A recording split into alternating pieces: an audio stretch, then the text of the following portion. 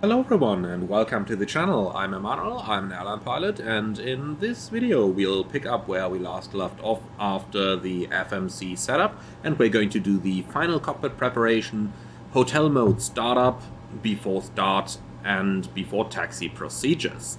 So we last left off after we had finished the setup of our FMC. Now this leaves us with a little bit of stuff to do, which namely is the final cockpit preparation, and this is where we are going to start now.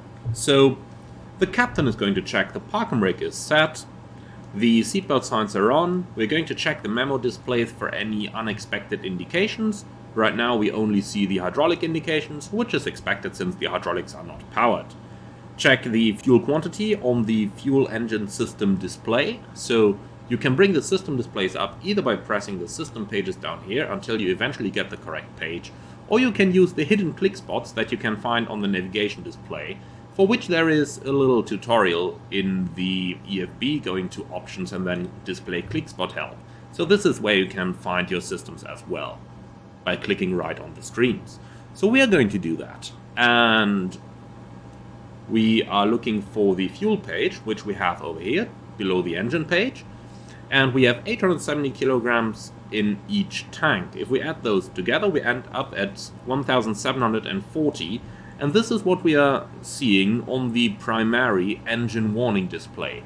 However, take caution, the fuel on board shown over here is the same as what the crew has entered in the weight section in the FMC, so this is not measured.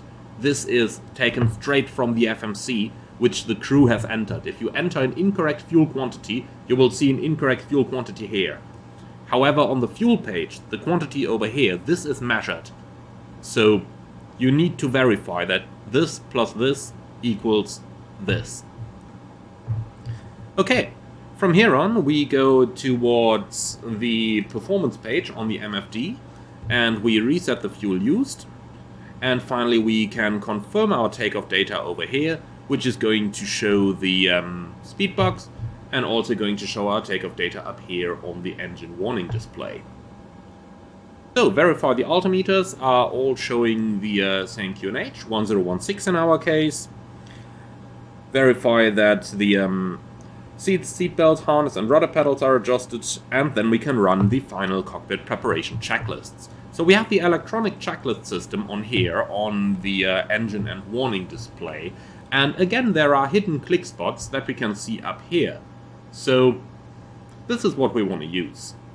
Now, most importantly, the up, down and validate buttons. The way the electronic checklist works is that you can basically see whatever is marked over here.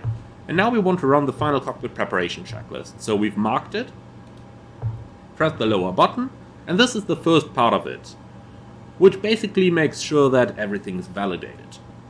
Click on it again, procedure complete.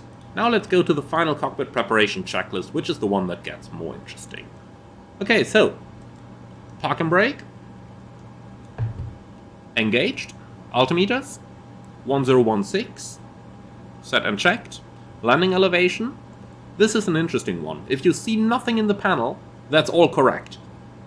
So then it comes from the FMC. Checked. FMC, com and nav. Set. Fuel quantity, and note how it automatically brings up the correct page. So we've got 870 left and right, which adds up to 1,740. Checked. Engine fuel used. Reset. Memo panel. Checked. Power management. Set for takeoff.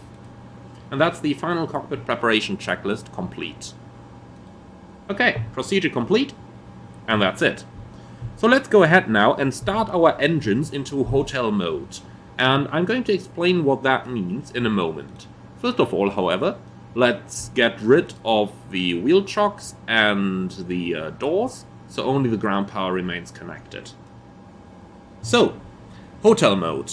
This is a unique mode that I'm only aware exists in the ATR, correct me if I'm wrong, and this mode basically is going to start up an engine without turning the propeller. And if you do that, the engine number 2 basically works the same as an APU. Now, you might be wondering, why do we not simply install an APU then? Well, that is quite simple. Obviously, running an engine is going to burn more fuel than running a tinier APU. However, we also have to carry that APU with us all the time. So, if you look at the airplane from the outside, we can simply save the weight of the APU by using the engine as a replacement. Now, the ATR has a propeller brake fitted, which we checked in the preliminary cockpit preparation. And since the propeller brake is set, the right-hand propeller cannot turn. So we are going to start the engine, but not going to turn the propeller.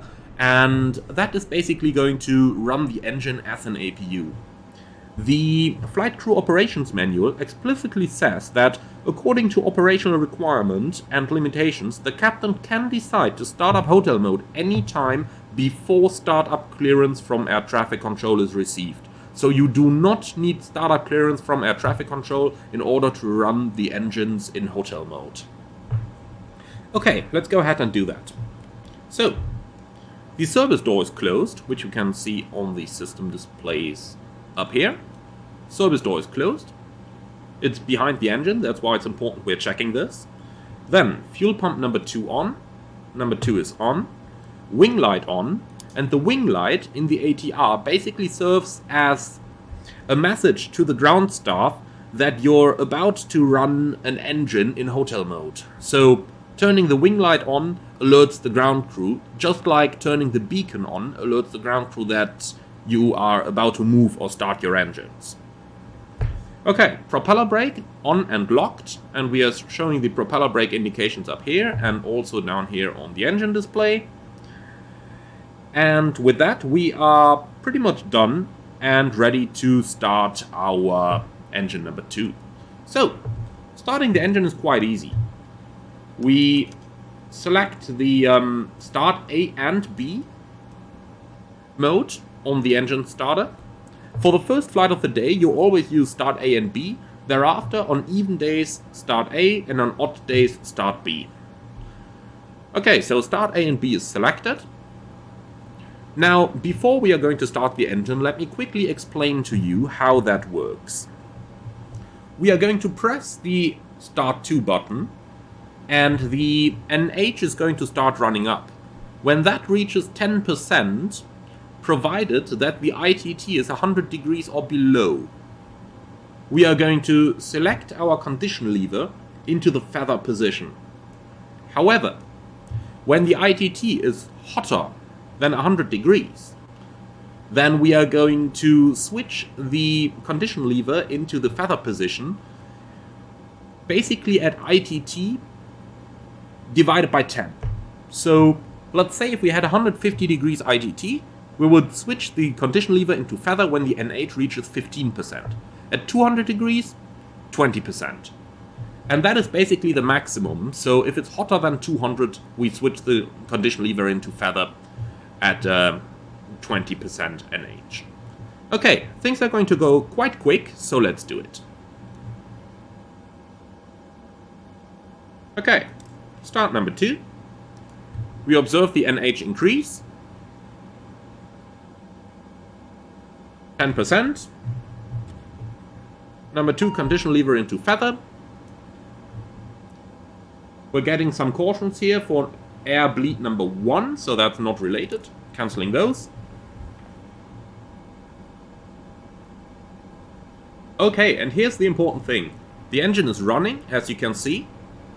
However, the propeller is not turning. NP up here is the propeller RPMs, and we can see that that thing is not turning. And like that, the engine is now able to work pretty much as an APU. Okay, so engine starter off, external power off, and yes, the fault light was still illuminated, so if you have the external power on, you see the fault light. That may be a little bit distracting at first, but we can simply switch it off. Okay. Then we have the BTC closed, and we have the bleed pack valves open, and the power levers remain in the ground idle position.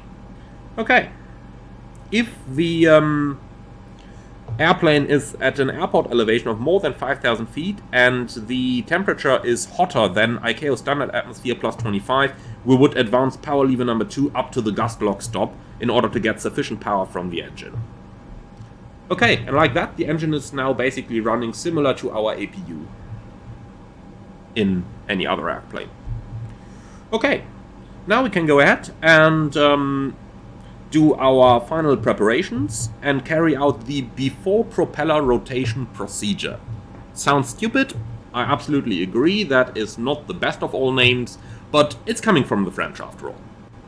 By the way, no pun intended, I have a couple of very nice French friends.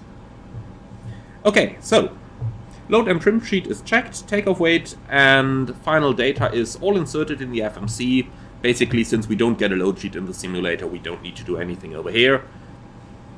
Then we can set our trims, and do note that we now see the target trim indication shown on the display up here, like this. Okay, so that's our takeoff trim set. And now we can contact air traffic control for our startup clearance and our pushback clearance. Once again, once that is received, verify seatbelts are on, beacon on as we're about to start moving our plane. Nose wheel steering switch is down here, and if we are about to do a pushback, which we are, we switch it off. If we were to do a power back, so if we were to move the airplane back from the gate with our own engine power, then we would leave the nose wheel steering switch on. Okay, and with that complete, we can now do the before propeller rotation checklist, which we can see marked down here already. So let's select that. CDLS on, FMS and takeoff data. We are basically looking here, saying takeoff data confirmed. This means that the data from the FMS that we see up here has been sent to the remainder of the instruments, like we see the power up here, we have our takeoff speeds up here, and so on. Okay, trims on 3-axis set, elevator, make sure the aileron and the rudder are neutral, tail prop, on board, doors, and look at once again how it brings up the correct checklist automatically. So the doors, 1, 2, 3, 4, they are closed, seatbelts, on, beacon, over here is on. Okay, before propeller rotation checklist complete. And this has basically prepared the airplane for our pushback. And that's going to be it for this video. Thank you for watching. I'm looking forward to see you all again in the next one, where we're going to do the complete engine startup and the taxi to the runway. Thank you very much for watching. Like, comment and subscribe. And if you really like what I'm doing, why not become a channel member, which is going to give you exclusive early access to new videos before they're released for anyone else. Thank you very much for watching, and I'm looking forward to see you all again very soon.